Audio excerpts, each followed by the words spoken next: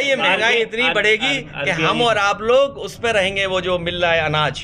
अखिलेश जी, एक तरफ tax slab कम किया जा रहा है, दूसरी तरफ महंगाई पर बढ़ाई जा रही है। देखिए, आपको हमको ये अनाज देना चाहते हैं 400 रुपए का, 300 रुपए का, और कहते चुप रहिए बस।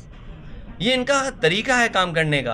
लोगों को, गरीबों को ये लगेगा कि अगर हम बीजेपी को नहीं वोट देंगे तो लगता हमारा अनाज छिन जाएगा। लखनऊ के नाम को लेकर सर, लखनऊ के नाम के लेकर लखनऊ का नाम बदला है जी। हम अगर लखनऊ का नाम बदला जाएगा, गाजीपुर का भी बदलना है।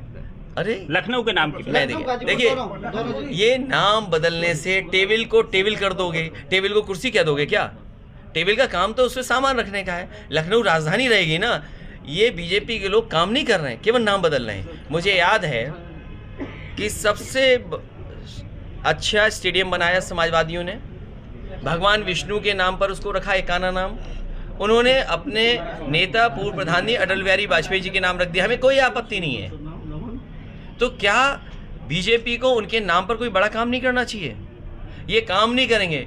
आपने देखा होगा जितने प्राइमरी स्कूल हैं, बच्चों को न स्वेटर मिल पाया, न जूते मिल पाए, न खाना टाइम से मिल पाया, बस पुता दिया इन्होंने, स्कूल पोत दिए होंगे, किताबें भी नहीं उपलब्ध करा पाए, रद्दी में बेची जा रही है। और इसी तरीके से स्टेडियम है, लोक भवन है, यहाँ पर कई काम थे गाजियाबाद में। तो ये नाम बदलने वाली सरकार है। इस बार जनता इन्हें बदल देगी। देखिए, आपको परमिशन नहीं मिल रही, ना मुरादाबाद में मिली, या बुलंदशहर में मिली, क्या वजह है? देखिए, ये कहते हैं कि इन पे अंतर्राष्ट्रीय वो हैं हवाई अड्डे।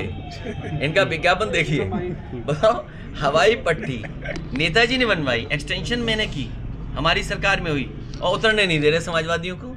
यहाँ भी सुनने में आया कि हेलीपैड ठीक ठाक था, क्योंकि हमें तकलीफ देनी है, समाजवादियों को तकलीफ हो, उनका कार्यक्रम ना हो पाए, किसी से मिल ना पाए, आपसे न मिल पाए। उन्हें तकलीफ ये थी कि आपसे मिल लेंगे, आप पूछोगे, हम जवाब देंगे। अब आपको मैनेज करेंगे वो लोग, कुछ मैनेज हो जाएंगे, कुछ हम ना चलाएंगे, तो बदनामी तो बीजेपी की होगी ना। किसानों की चौकीदारी करनी पड़ रही है लगातार। किसकी?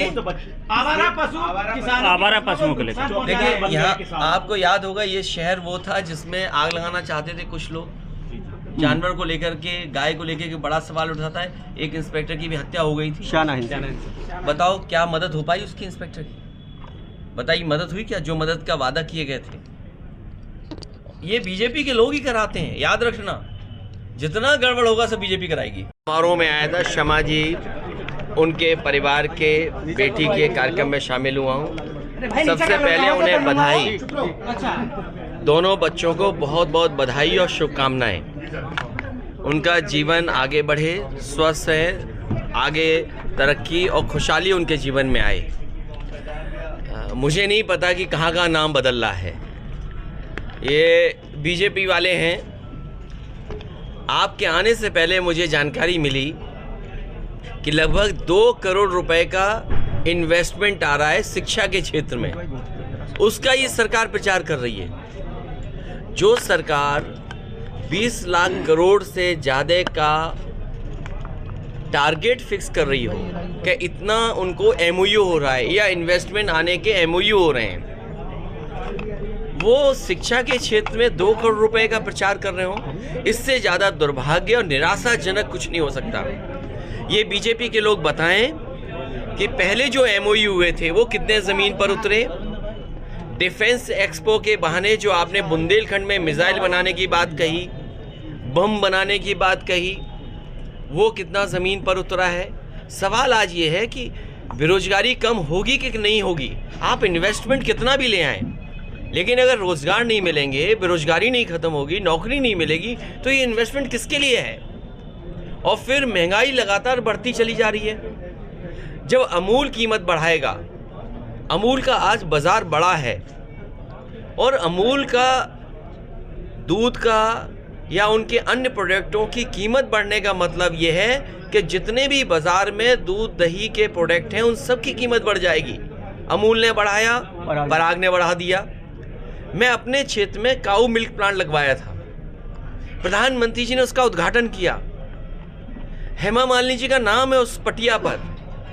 वो प्लांट बंद हो गया, वो प्लांट बंद कर दिया गया। मैं ये बात इसलिए बोल रहा हूँ कि बुलंदशहर वो शहर है, जिला या आसपास वो जिला है जहाँ दूध का कारोबार सबसे ज़्यादा होता है। मुझे याद है नेताजी के साथ में एक कार्यक्रम में शादी में शामिल होने आया था। उस समय मैं पढ़ाई कर रहा था, नेताजी डिफेंस मिनिस्टर थे, इसी ज़िले में आए थे शादी में, और आज दोबारा मैं शादी में आया हूँ। और दूध का काम इस ज़िले में बहुत है। तो सोचो, अगर अमूल ने कीमत 3 रुपये बढ़ाई तो क्या मुनाफा गाय और भैंस रखने वालों को हो रहा है कि कंपनी को मुनाफा हो रहा है? ये बीजेपी किसान को मुनाफा, आय दोगुनी नहीं चाहेगी, ये कुछ लोगों को मुनाफा ज़्यादा कमाना चाहती है। अडानी जी ने डब्बा गोल कर दिया है देश का। देखिए, उद्योगपति के साथ सरकार मिल जाएगी तो क्या जनता ही का तो नुकसान होगा? किसी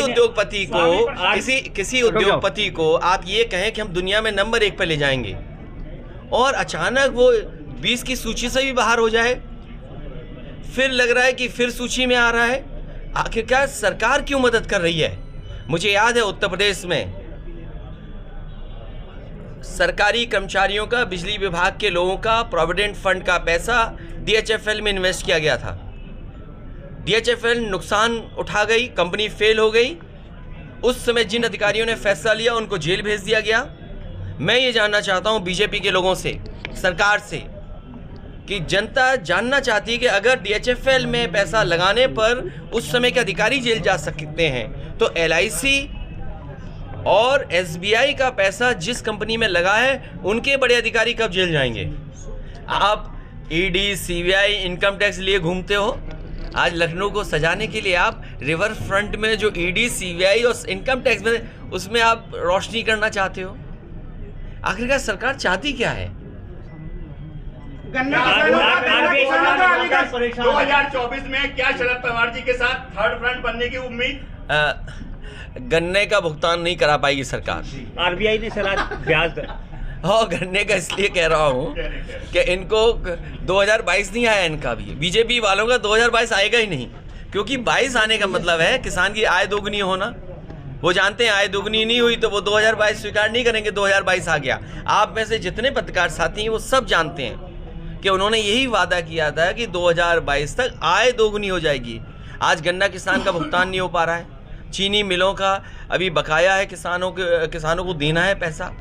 आखिर सरकार क्या कर रही है? और मुझे खुशी है इस बात की कि शरद पवार जी का प्रयास हमेशा रहा है कि एक विकल्प के रूप में कोई न कोई पार्टियां मिल कर के फ्रंट बनाएं, गठबंधन करें, और इस तरह के काम में मैं समझता हूँ तेलंगाना के मुख्यमंत्री जी लगातार काम कर रहे हैं, ममता बनर्जी जी काम कर रही थी और वो अभी भी इस प्रयास में हैं, नीतीश जी भी इस प्रयास को कर रहे हैं। तो मुझे उम्मीद है कि जिस तरीके से भारतीय जनता पार्टी ने किसान व्यापारियों को निराश किया है और कुछ लोगों को मुनाफा कमाया है, आने वाले समय में जनता इनको हटा देगी। अखिलेश जी, ओम प्रकाश राजभर ने ये ट्वीट से कांग्रेस महागठबंधन की बात देखिए, और जब चुनाव आता है तो वो भाग जाते हैं। अरे अच्छे अच्छे मित्र की परिभाषा यही है कि मित्र का जब बुरा दिन आए तो मित्र खड़ा दिखाई दे। अरे बीजेपी के मित्र लोगों कब खड़े होंगे? और मुझे उम्मीद है लोगों के लिए कहाँ जगह मिलेगी? जो आंकड़े दिखाई दे रहे हैं या जो सेंसस दिखाई दे रहा है, मुझे लगता है सरकार फिर मित्र का भूमिका में है। RBI के लिए सर, RBI ने आज ब्याज दरों को बढ़ा दिया है, इस पे क्या कहना है? अखिलेश यादव जी कार्यकारिणी में शिवपाल जी के लोगों को भी जगह मिलेगी? अरे भाई, कौन सा चैनल चलाते हो? RBI पे सर चाचा पूरे पार्टी के साथ है और सबको एडजस्ट किया जाएगा सर। हमारी पार्टी और पार्टी का दिल बहुत बड़ा है। ओम प्रकाश राजभर ने बयान दिया है कि आज ब्याज दर बढ़ा दिया है कि जाति व्यवस्था जो कि पंडितों ने बनाई। देखिए, उनसे बड़ा जानकार कोई नहीं हो सकता। और मैंने ये अभी कुछ दिन पहले कहा था, ये बीजेपी के लोग रिलीजियस साइंटिस्ट हैं, रिलीजियस इनोवेटर्स हैं, इनोवेट करते हैं चीज़ों को, इनोवेशन है इनके अंदर, ये कुछ भी कर सकते हैं। अरे आपको याद नहीं है, एक बार मूर्तियों को दूध पिलवाया गया था, वो कौन लोग थे? उस साजिश के पीछे कौन लोग थे? बीजेपी कुछ भी कह सकती है, कुछ भी कर सकती है, उनके नेता कुछ भी कहलवा करके आगे बढ़ सकते हैं। ओम प्रकाश राजभर ने बयान दिया है अखिलेश यादव घर के बाहर शूद्र हैं और घर में क्षत्रिय हैं। आपकी क्या टिप्पणी है? कितनी अच्छी बात कही, बड़े जानकार लोग हैं। लगता है बीजेपी वाले अच्छी ट्रेनिंग दे रहे हैं दिन और रात में इनको। राहुल गांधी कह रहे हैं कि बीजेपी अधर्म कर रही है। देखिए, राहुल गांधी जी कभी कभी तो ठीक कहते हैं आप भी मानते हैं? नहीं, मैं मानता नहीं, मैं राहुल जी के लिए कह रहा हूँ। और अगर आप गूगल, एक मिनट देखिए, गूगल अगर आप करेंगे, क्योंकि ज़माना गूगल का है, ठग की परिभाषा बहुत अच्छी है। अरे यार, और जो ठग की परिभाषा है वो उत्तर प्रदेश में हो रहा है। तो मैं समझता हूँ राहुल गांधी जी कभी कभी ठीक बोलते हैं। सर, महंगाई किसान की बात नहीं हो रही है, धर्म की बात हो रही है राजनीति में। तो इसीलिए तो मैं कह रहा हूँ पत्रकार साथियों, हमारी मदद करो इसमें कि सवाल महंगाई पर, बेरोजगारी के पूछे जाए बीजेपी वालों से। और बीजेपी वालों का इसीलिए मैंने कहा 2022 खत्म ही नहीं होगा, क्योंकि उन्हें बताना पड़ेगा कि आय दोगुनी हो गई किसानों की, नौजवान को नौकरी रोजगार, ये हमारे देश का दुर्भाग्य है। महंगाई को बीजेपी के लोग मुख्य मुद्दे से हटा करके बहस छेड़ रहे हैं। आज सवाल महंगाई का है, बेरोजगारी का है। हम दुनिया में कहाँ खड़े दिखाई दे रहे हैं? आप आंकड़े देखिए, हमारी प्रेस की स्वतंत्रता कहाँ खड़ी है, गरीबी में कहाँ खड़े हैं, भुखमरी में कहाँ खड़े हैं, बेरोजगारी में कहाँ खड़े हैं। और जो समाजवादियों ने एम्बुलेंस बनाई थी, गांव नहीं पहुंच पा रही, पता नहीं क्या कर दिया बीजेपी वालों ने। इनके टायर खा गए ये लोग कि डीजल पेट्रोल नहीं दे रहे हैं, कि ड्राइवरों को सुविधा नहीं दे रहे हैं।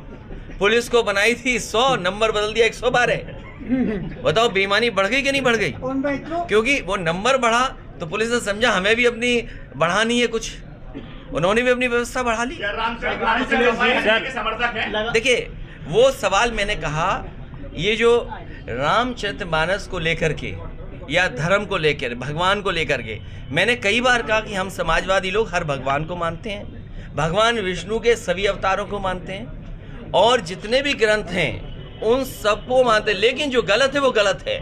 इसीलिए मैंने कहा मुख्यमंत्री जी से अच्छा कोई व्यक्ति नहीं हो सकता। 2024 को लेकर वो संविधान की शपथ लेके बैठे हैं, वो एक पीठ मठ से आए हैं, खुद को वो कहते हैं वो योगी हैं, तो उनसे अच्छा जवाब कोई नहीं दे सकता। इसलिए सदन में मैं उनसे जरूर जानना चाहूंगा कि शूद्र क्या है, और ये 5000 साल से पुरानी लड़ाई है। अखिलेश जी एक मिनट, अरे भाई रुक जाओ भाई, हमें लगता है ये भी शूद्र हैं।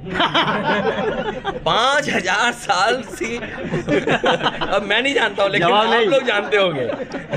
जवाब नहीं। देखिए, आप लोग जानते होंगे ये 5000 साल से, ये 5000 से पुरानी लड़ाई है, ये आज की लड़ाई नहीं है। इसलिए इस लड़ाई को समय समय पे लोगों ने लड़ा है, लेकिन आज जागरूक समाज में जो खराब चीज़ है वो हटनी चाहिए, जो खराब है वो खराब है। इसीलिए मैंने कहा कि मुख्यमंत्री जी से मैं सदन में जरूर ये सवाल पूछूंगा।